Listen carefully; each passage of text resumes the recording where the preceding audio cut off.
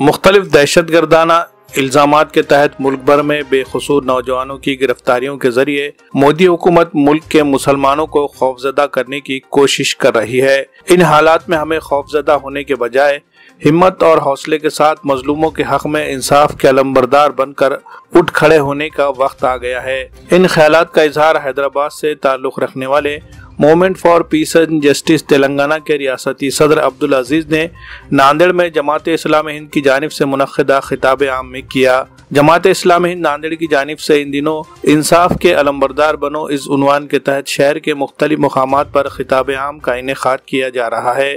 اسی سلسلے میں دیگلور ناکا کے عائشہ حسین فنکشن ہال میں منعقدہ خطاب عام میں وہ اپنے خیالات کا اظہار کر رہے تھے۔ اس موقع پر جماعت اسلامی ہند کے مقامی امیر ریاض الحسن عامر، ناظم شعبہ امت کا تحفظ و ترقی ابرار دیشمکھ سمیت متعدد شخصیات موجود تھی۔ اجلاس میں امیر مقامی ریاض الحسن عامر نے بھی اپنے خیالات کا اظہار کیا اور جماعت اسلامی ہند کی جانب سے مختلف شعبہ جات کے ذریعے انجام دی جا رہی سرگرمیوں کے بارے میں معلومات دی۔ اجلاس میں کثیر تعداد میں مقامی لوگوں نے شرکت کی۔ جو بات ہمارے برادر پولیٹیکل سسٹم ہو یا معاشی ہو یا فیملی ہو یا معاشی یا اور بھی کوئی ہو، ان تمام مسائل کا حل جو ہے وہ قرآن مجید میں موجود ہے۔ مسائل کا قرآن میں ہے، ایسی بات نہیں ہے، یہ کوئی ایموشنل ہمارا دیا ہوا نعرہ نہیں ہے، بلکہ اصل بات یہ ہے کہ قرآن بھر میں جو سماج میں جو غیر مسلم برادران ہیں، غیر مسلم آرگنائزیشنز ہیں، سوشل آرگنائزیشن تعارف نہیں ہوا۔ کوہ طور پر پہنچے تو صدا آئی، اے موسیٰ کہ بھیجے ہوئے فرستادے پر ایمان لے کر آؤ، اس نبی پر ایمان لے کر آؤ جس نے اللہ کے دین کو اللہ کے بندوں تک پہنچایا تھا۔ خزاں کا جال بچھا دیا، تم اپنے فرض منصبی سے غافل رہے۔ حالات نے وہ کروٹ لی کہ جب اللہ کسی قوم سے ناراض ہوتا ہے تو ظالم بادشاہ کو اس کے اوپر مسلط کر دیتا ہے۔ کبھی غور کرو اس بات پر بھی۔ تم جو قوامین بالقسط کا ہے کہ اٹھ کھڑے ہو انصاف کے علمبردار بننے کے لیے، اگر تم نے تاخیر کی تو پھر بقول علامہ اقبال کے کہ نہ سمجھو گے تو مٹ جاؤ گے ہندوستان والو، تمہاری داستان تک بھی نہ ہوگی داستانوں میں۔ آج تم 4%، 12%، 8% مانگتے ہو، ارے پورا ہندوستان تمہارا تھا۔ آج جہاں ترنگا لہراتا ہے 15 اگست کو، جہاں 15 اگست کو جس گول کنڈے کے اوپر ترنگا لہرایا جاتا ہے، یہ تمہارے آبا و اجداد نے اس کو تعمیر کیا تھا۔ میں اس کو فرقہ وارانہ نہیں دینا چاہتا ہوں، یہ تاریخ کی حقیقت ہے۔ اپنی اولاد کو یہ تاریخ پڑھائیے آپ، کوئی تعجب نہیں ہے، کوئی ڈرنے کی ضرورت نہیں ہے، کوئی خوف کھانے کی ضرورت نہیں ہے۔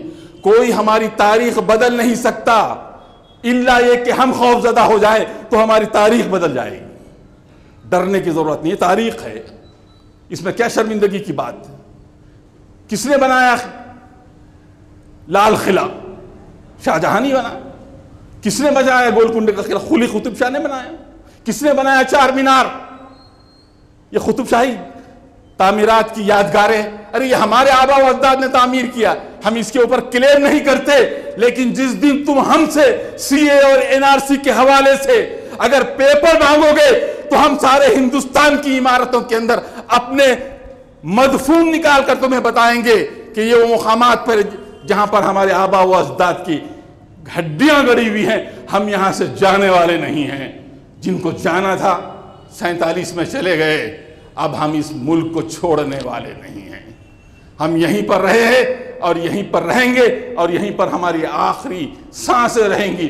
اگر تمہیں کوئی زوم ہے کہ ہم تنگ کریں تو مسلمان بھاگ جائیں گے، میں اپنی گفتگو ختم کرتا ہوں اسی نسبت کے حوالے سے۔